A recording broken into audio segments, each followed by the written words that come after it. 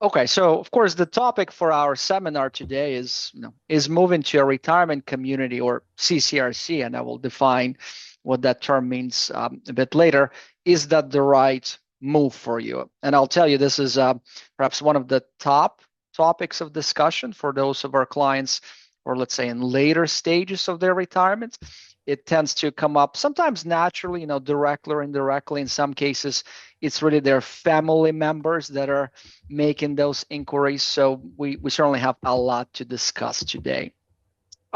This is one of the disclaimers I have to very quickly cover. We're a financial planning firm, again, in Rockville, Maryland. We're an SEC registered firm, and I just have to read this. Nothing in this webinar should be considered any kind of financial, tax, or investment advice, even though we're really not going to be touching much in those ideas. Now, if you do decide to, consider, perhaps even implement anything that I'm about to discuss today, I strongly recommend that you either do your own due diligence, or of course you work with qualified professional to help you with that. And just a quick disclaimer. Susan already introduced me, and by the way, I know that several of our clients are in this seminar, but I very much doubt that most people know me. So again, my name is Alex Seleznev. I'm the founder and president of Capital Squared Financial. And as Susan mentioned earlier, we're retirement planning specialists. We work predominantly with people who are thinking about transitioning, or perhaps in the context of our seminar today, who are already in retirement. Things like tax efficient income strategies is one of our focus areas. And again, back to the context of our seminar today, long-term care planning and legacy planning, and I'll tell you very frequently, they kind of dovetail into each other, is also one of the questions. We mostly work with, families in our area, but we also have clients in other states. We always take a fiduciary approach when we work with our clients. I actually want to focus on this a bit more, just in case there are questions. Why is this guy talking about this? So we don't have any relationships with any CCRCs. I want to tell you that up front, so there's no hidden agenda of any kind. The seminar today is purely for educational purposes. So I do want to make that clear. There's none of that, hidden agenda. Okay, in terms of the overview of what we're going to cover today, we'll start with perhaps lighter topics. I'll put it that way. Why would you even consider transition into a retirement community or CCRC? How would you potentially prepare for a transition like that? Then we're going to go into more like meatier subjects, like cost comparisons of staying at home or potentially transitioning. I will do my best to give you specific examples, usually simplified examples of how we handle certain situations, with our real clients. So you can see the context. And also one of the really important and also overreaching ideas, at least for me when we work with our clients, is how decisions like that impact them personally, how they impact their lifestyle, how they impact their family. In some cases, it's even more important than the financial side of things. So, I try to kind of weave in those ideas into the presentation today. Okay, so why would you consider transitioning to a retirement community? Well, I'll say something that perhaps most of you will agree with. Well, most of our clients and most people in general, they prefer to stay in their home for as long as possible. That's just that. Makes perfect sense. You've been here for the past, 30, 40, 50 years plus in some cases. You like your place, you like your garden, you love your neighbors. So, that's perfectly understandable. And that is pretty much always our starting point. Now, what you really want to prevent is essentially being forced to make a transition. And I'll start with a story here. One of our clients, she's been, single for quite some time. She got divorced, many years ago at this point. And, she used to live in DC in a pretty large apartment, actually. Everything was perfectly fine up until, she went to a grocery store. She fell, she broke her leg. Long story short, it healed, but it significantly impacted her mobility. So what we started noticing at first, of course, when I first learned about that, we made some connections. She had some aides who would come and help her out, 2, 3, 3, 4 hours a day. And then over time, she started asking for more help. So eventually it became, 6 to 8 hours. And that's actually when her daughters, the daughters are in New York actually, got involved. And what I started sensing and learning in some conversations, it was almost like a direct response. She was getting lonely.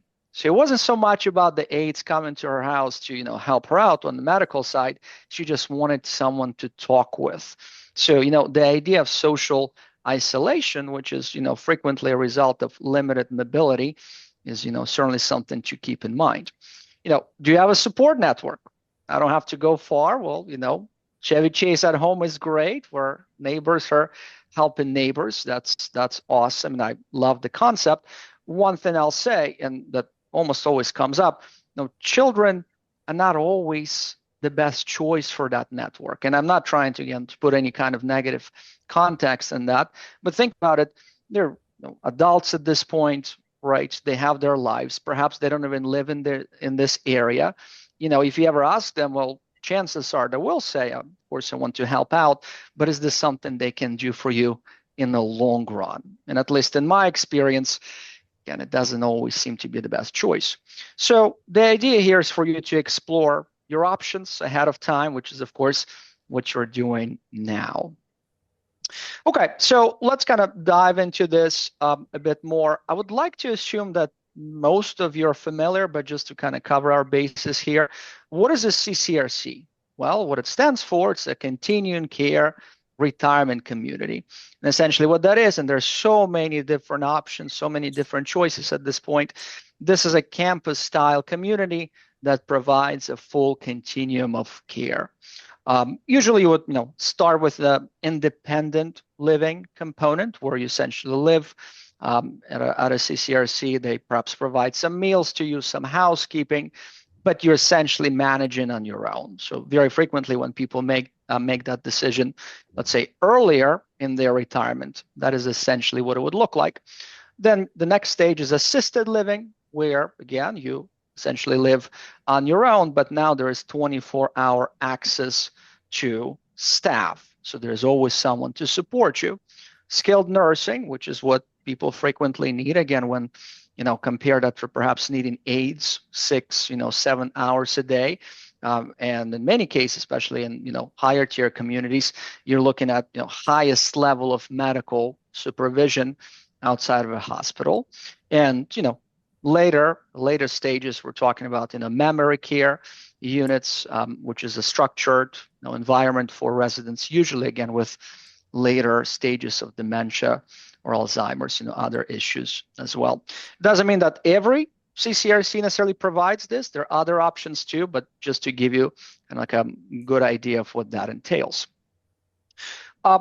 In the previous, seminars on the subject, I used to have a couple of slides that kind of dive into the lifestyle choices. I thought today would focus on other things, but I'll just say this, what does it mean from your perspective? Well, for you, a potential transition comes with a built-in social life. You have meals taken care of, if that CCRC offers that, and there's always someone to help you out.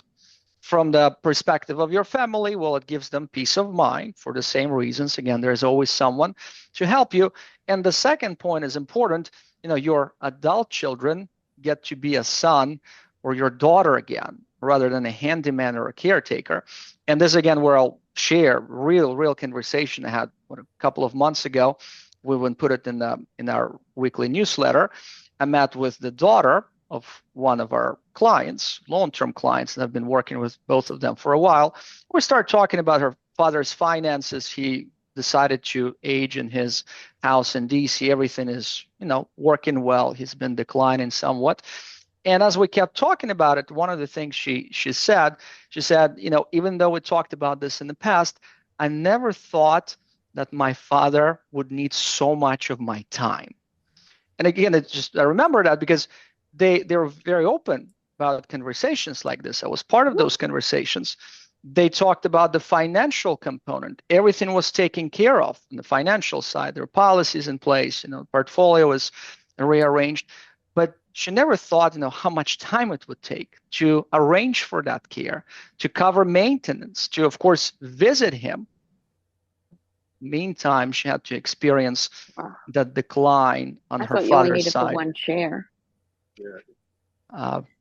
So keep that in mind.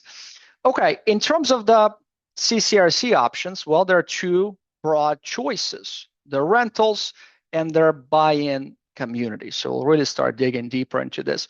When you're making a decision like this, at least on the financial side, well, there are three important considerations for you to keep in mind. Of course, the financial component, how that will impact you in the short and long term. There's a tax consideration.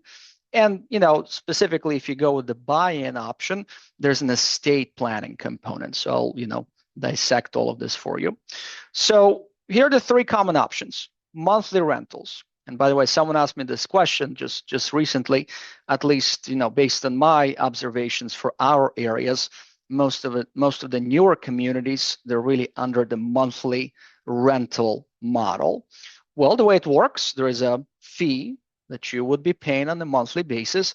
There's a good possibility that it will increase over time, perhaps even significantly. And some of them, they even publish their anticipated, fee increases. From the, perspective of your plan, they're actually relatively easy to evaluate, because if you decide to transition, what you're essentially doing, you're comparing your existing costs, let's say in your house, to the cost that you would have once you transition to a community like that.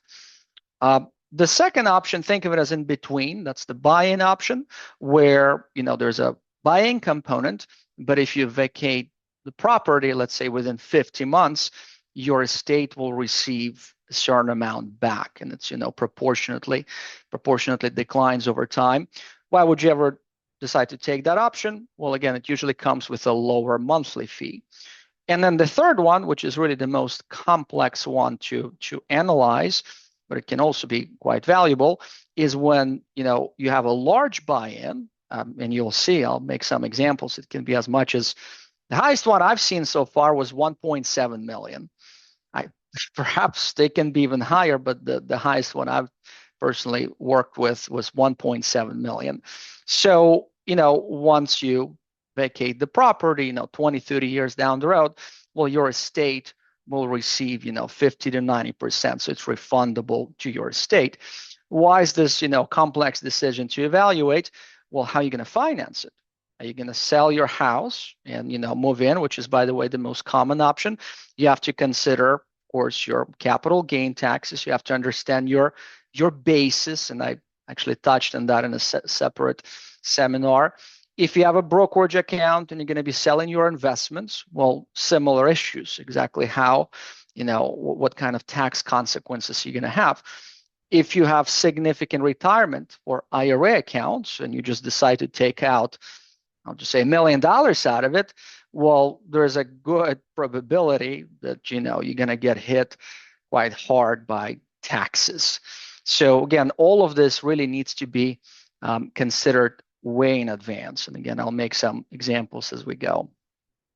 So the buy-in component, this is where I just wanted to focus a bit more, because again, it's quite significant. Every so often I get this comment, from our clients or someone else, it's an investment.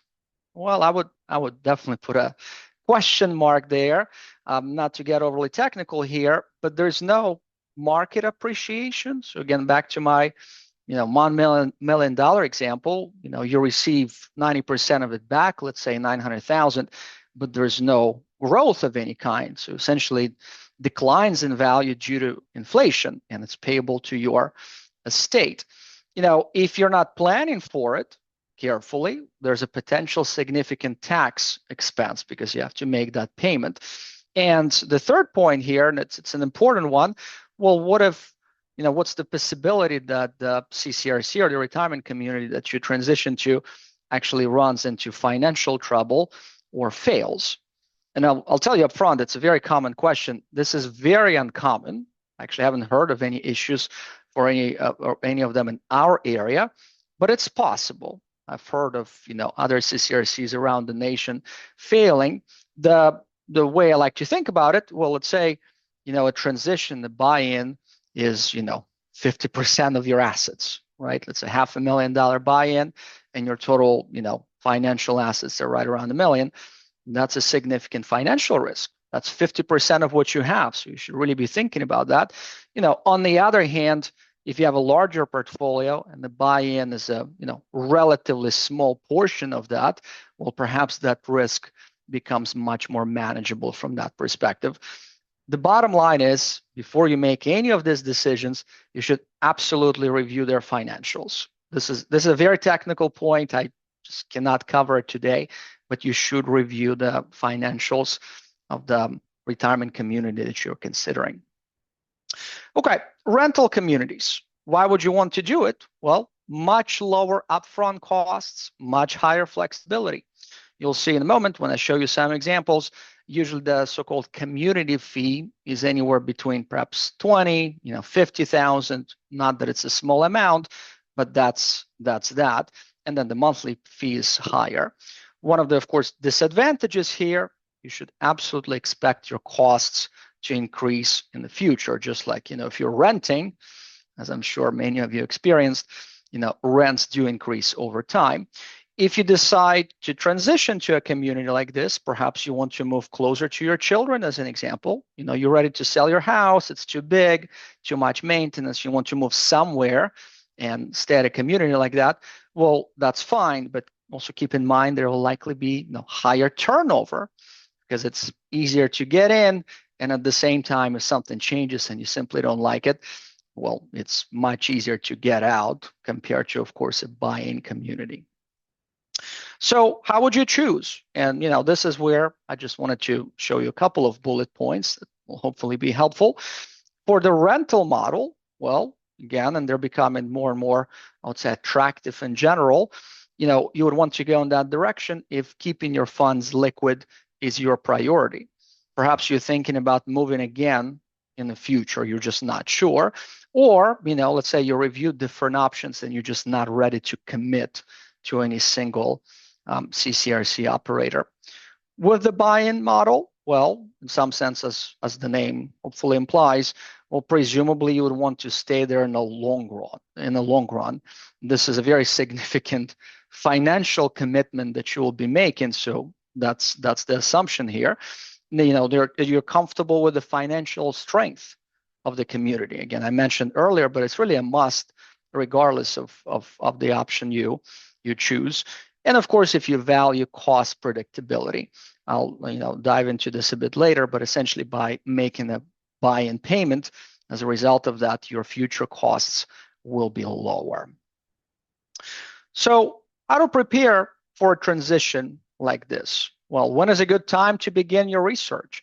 And just like with, I would say, financial retirement planning in general, where the sooner the better, and perhaps again why many of you are joining us for this seminar today. But I would say 2 to 3 years is a good time.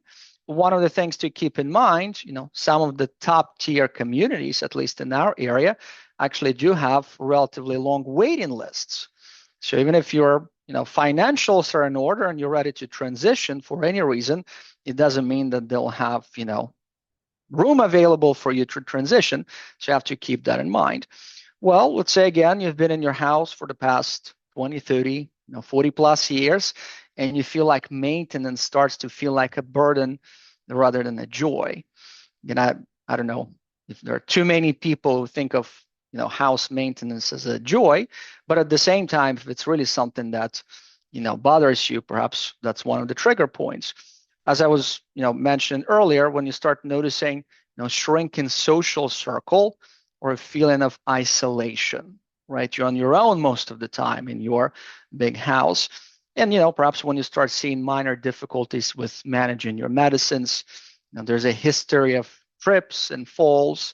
And I'll tell you in practice, again, for some of the more successful transitions that I've been involved in some sense, when you anticipate all of those things and you make your decisions before this actually happens. In terms of your finances, well, goes without saying, you need to understand your finances. I would like to assume that pretty much everyone who joined us today at this stage in your life, you have a financial or retirement plan in place. Again, doesn't have to be complex, but I assume you have something. And as I mentioned earlier, you really need to understand the tax consequences of making these decisions. This is, again, perhaps one of the most important financial decisions you'll make. So you want to make sure you understand the tax consequences. One of the things, the second bullet point that you can do now, regardless of your timeline, well, if you sit down and you compare your current cost of living, and it doesn't hurt to understand your current expenses with the monthly fees at different communities, they can share that information with you in most cases. That could be a potential starting point. And what I mean by that, we had a number of clients who decided to do exactly that. They just wanted to sit down and compare. They're not willing to commit to anything. They realized, in some cases, that where they are at this point is so affordable and the cost is so much lower, even when you take into consideration, like home aids as an example, that transition in the near future simply doesn't make any sense. There are other situations when people sit down, they compare the two, they have certain ideas, but then they realize, well, wow, if I transition, I don't have to do any of this, no home maintenance, none of those things, and the overall costs are more or less the same. So something for you to keep in mind. Of course, where we step in, and I'm not going to go over this in much detail, the idea of reviewing and projecting how any of these decisions would impact you in the long run. That's very important because, well, once you transition, especially once we talk about, buy-in communities, well, there's a strong possibility that, you're going to be there for a long, long time, hopefully. So you want to make sure that, on the financial side, there are no issues. Well, what are some of the top mistakes to avoid? Well, as I've been alluding to throughout this seminar so far, well, the biggest mistake is when you wait for a crisis. You, in some sense, refuse to notice certain things. You wait, and then something happens, and you're in a rush to make certain decisions. Again, the very first story that I shared about our client in DC is an example of that. Well, I'll tell you, she is doing fine now. We talk and everything seems to be fine, but it's not how she envisioned that. So she was not necessarily fully prepared for a transition like that. Once you start looking at different communities, and that's actually what I learned from our clients, because a lot of this actually learned from our clients, if you decide to only visit once, and let's just say you decided to visit on a Saturday evening, and you see some kind of, party, people are enjoying themselves, and of course the staff at most of those places usually very friendly and welcoming, and it gives you a certain impression, and that's fine, but you need to visit more than that. Visit on the Tuesday morning, Thursday afternoon, talk to the current residents. Don't just talk to the staff, because in practice, you'll be interacting with the staff, but it's going to be about the residents. So again, this can prevent some unpleasant circumstances. Not involving your family in this decision early enough. And this is, again, what I notice quite a bit. I would say most of our clients, at least this is my impression, they're comfortable with having this conversation, but they don't go deep enough. They just don't go deep enough. They say, well, look, dear son, dear daughter, would you help me out if/when I need this type of care? Would you help me with that? Absolutely, mom. Absolutely, dad. But how would that happen in practice? Would they be willing to commit to do that for you multiple times a week, sometimes, multiple hours a day? What if they, again, live outside of this area? On the financial side of things, again, not stress testing your cash flow long term. Again, since many of you, or hopefully most of you, you're attending this seminar, you're learning in terms of your finances, you need to make sure that you're properly prepared for a transition like this. And of course, ignoring the tax hit of funding a buy-in. I was involved in multiple situations like that. Again, usually when it comes to the house sale, people sell their house, they walk away with a, 7-figure number. They forget about taxes. Here comes the tax season next year. It brings a lot of unpleasant surprises. That is perhaps the most common issue. All right, so now we're moving toward more, I'm going to say, meaty parts of the seminar. We're going to talk about the actual numbers and cost comparisons. So staying at home versus moving to a retirement community or CCRC. And we'll talk about some average, we'll talk about some actual numbers. So home modifications, I would say perhaps most of you already thought about that. If you're planning on staying in your house in the long term, there's a good possibility that you would need to make some modifications to make it agent friendly. And I'll tell you, there are a lot of reputable groups in our area who can help you with that. They would come to your house, give you estimates, explain how things work. So there's that. I'll give you this example. I've made this example multiple times in the past. We have clients who live in Gaithersburg. So they've been there forever, as far as I know. They explored their options. It's a single family, one level home. It's, not huge, but it's big enough for them. And again, they did the math. The total cost was right around $75,000, which all things considered, actually not all that much. And they're very happy. So they're not planning on transition anywhere. They have everything they need in their house. We also have clients who live in Potomac. They have a 3-story house. It's a big house. Again, they've been there for a long time and they're considering making it agent friendly. And again, someone came to their house to give them some estimates. Turned out the cost would be up to $300,000. In their case, by the way, the reason it was so much, they needed an elevator so they can actually go from the first level to the second, from the second to the third. And I'll tell you, they're still thinking about that, at least purely from the financial perspective. In their case, it doesn't make much sense. I'll make it more of a side note here. I guess it's related to this, but keep in mind that many modifications that would make your house more, agent friendly, there's a strong possibility that they will not increase the value of your home. Again, like just keep that in mind. Like back to that elevator story, remember talking about this. Well, let's say if the house is, they do all those improvements and, they decide to sell the house, 3-5 years down the road. Well, who would buy a bigger home like this? Chances are it would be, younger family, potentially with kids. And from that perspective, having an elevator is actually more of a liability than anything else. So again, I don't want to necessarily take it too far, but things of this nature, at least based on my experience, they don't necessarily increase the value of your house. Now, in terms of in-home aids, these are the averages. I took them from care.com, $22 per hour. This is at the end of, as of the beginning of this year, as of 2025. In practice, there is a range, of course, depending on who is providing that care, what type of services, the quality of those services, but $22 per hour is the average.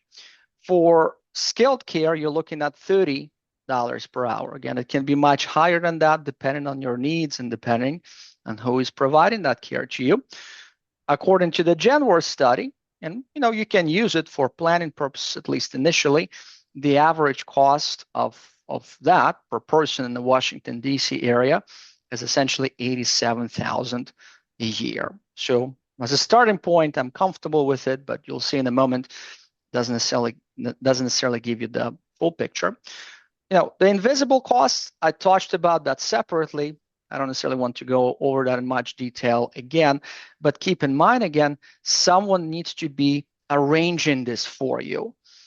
Talking about long-term care specifically, when do you need it? When you're no longer able to perform any 2 out of 6 activities of daily living. So, again, perhaps many of you know what that is. And usually for people in that condition, it's challenging to manage this. So there needs to be someone, presumably your children, your family members, who are doing this. And that, of course, creates those invisible costs. So keep that in mind.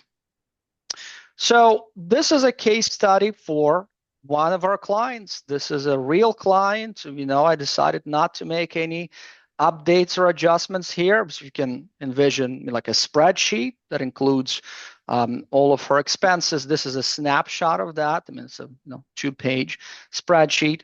So a while back now, those pre-COVID, she decided to stay in her house long term, and that was her family's decision. Everyone agreed to that. On the financial side of things, she is doing fine. In 2024, as her situation progressed, she needed quite a bit of care. So we're talking, if I remember correctly, 10 to 15 hours a day. So the cost in that particular year in-home aids was over $209,000. So it compares, how does that compare to the averages?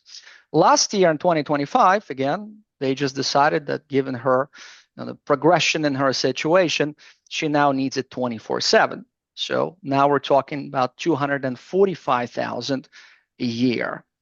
So again, this is quite an increase. Going forward, by the way, it's 24/7. It cannot increase anymore, but inflation becomes an issue. As many of you know, medical expenses and medical services tend to increase at a much higher rate than the general level of inflation.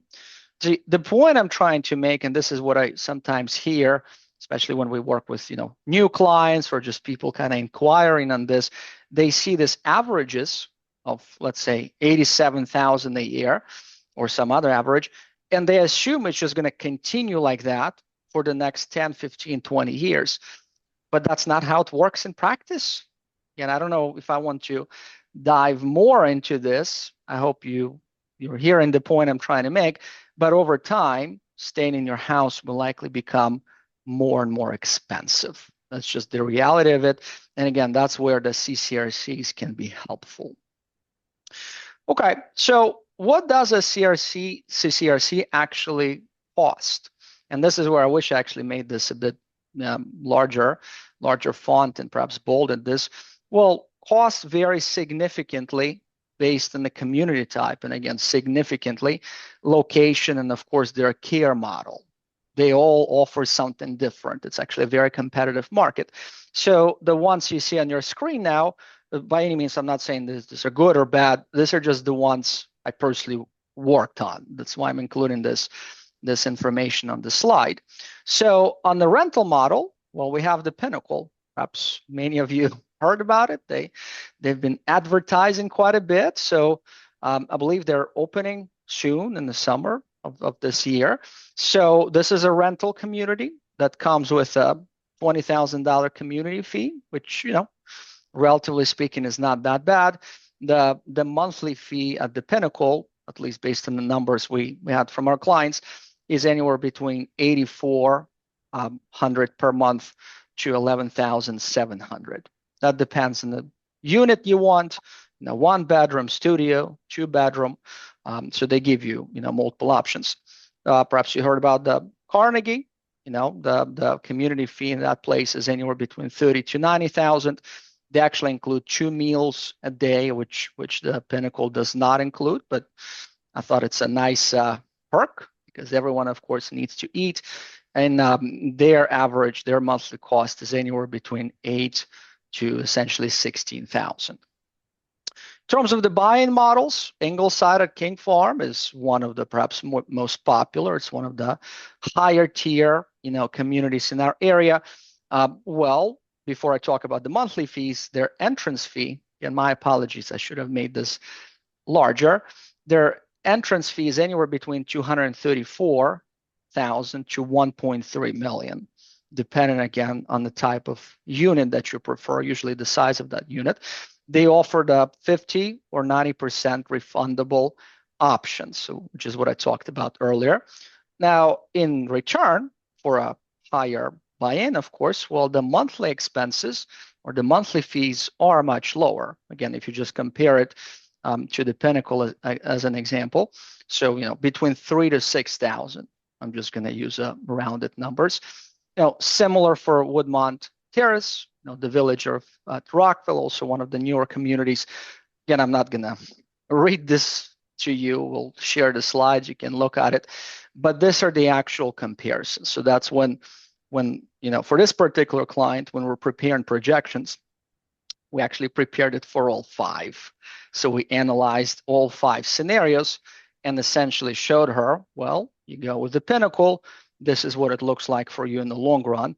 You go with the Ingleside, that, by the way, has that 1 to 2 year waiting period, this is what it's going to look like in the long run. Okay, now this is, I included this actually yesterday when I was finalizing working on the slides. So this is one of those top questions that is very frequently missed, and then once you find out, perhaps it creates certain unpleasant conversation. So does the monthly fee cover medical care? Well, in most cases, it does not. And that's important. They will offer those services to you as part of the agreement, depending on the type of the property, or it's more of a fee-for-service type of model, but don't assume that it's included. What the monthly fee covers, which can be a very comprehensive list, utilities, some places cover meals, set number per day or per month, housekeeping, laundry. Yes, I'm not going to read the whole list to you, but it can be very comprehensive. What it typically does not cover is, of course, assisted living, memory care, skilled nursing care, other different things. Of course, it wouldn't cover your, physical services. That's a different type of service. So to give you an example, Ingleside at King Farm, which is what I was referring to earlier, their independent living starts at a little over $3,000. If you later need assisted living, that jumps to anywhere between $10,000 to $17,000 on top of a buy-in that you already paid. So this is where your long-term care insurance, if you have it, and careful planning is important, right? So this is an important consideration for you. Keep in mind, by the way, I decided not to include it here. A lot of this medical expenses, if/when you actually start to incur them, will likely be deductible. So that gives you a pretty significant tax break.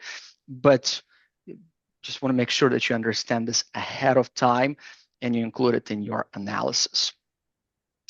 Okay, so here's a case study. It's a real client. This is a simplified version here, and I believe actually this particular client is joining us today. But again, this is a very simplified version. So just to give you a little bit of context, single woman used to live in Bethesda, actually doing really well. And we looked into different options for her, and she's done a lot of research for many years. So by any means, that's actually one of the first things I perhaps should have said. Usually decisions like that, they take, years, and that's perfectly fine. So she ended up at Baywoods, but we looked at other options too. So when she was in her house in Bethesda, she was actually in a pretty comfortable position, but maintenance, other expenses, and at some point you start thinking more and more about the future, medical expenses. So she had, over $1 million in financial assets portfolio. So her total income was projected to be right around $147,000. Her taxes around $31,000. If you don't mind, I'm going to skip, how we calculated that. That's not important for our seminar today. So her net of tax annual income was at right around $116,000. Her lifestyle expenses for her Bethesda home, maintenance and everything else, was right around $90,000. So you do this simple math, that leaves over $26,000 for everything else. We call it discretionary expenses, medical expenses in the future. So again, this is one of those issues when we work with people, and their house, it's like more than half in some cases of their assets. Again, on the surface, it doesn't necessarily give them that much to spend. Long story short, after having multiple conversations and projections and everything else, she sold her house and decided to transition to Baywoods. It's a great community. And by the way, when I looked at it, and I'm not advertising for them in any way, but they had a very comprehensive list of what they cover. Like I was actually quite surprised by that. The value of her portfolio is now over $2 million, right? Because that's the house sale proceeds minus the Baywoods buy-in. So her annual projected income is much higher now. Her taxes are higher now. And again, I'll skip the part of how we calculated that. So the net annual income is much higher at this point, mathematically. There's the Baywoods fee. This is the annual fee of over $57,000. That doesn't include medical or very light medical expenses. The lifestyle expenses are now much lower. Why that's the case? Well, the Baywoods fee in this case covers most of the house-related expenses. So it was a very clean transition from that perspective. So going forward, she now has access, if she ever needs it at some point in the future, or just becomes her inheritance, to over $96,000 a year, $97,000 for everything else, including, of course, potentially medical expenses in the future. Now, this is a success story, right? It's almost like a triple win. She's in a better place, I would say. The last time we talked, she already joined different groups, playing bridge, something I'm actually thinking about doing myself. I know it's really good for your brain. She's in a better financial position now. And in terms of, again, potential medical expenses in the future, there's now this cushion. Again, I don't necessarily want to make an impression that it's always this clean and beneficial, but this is one of those, again, success stories.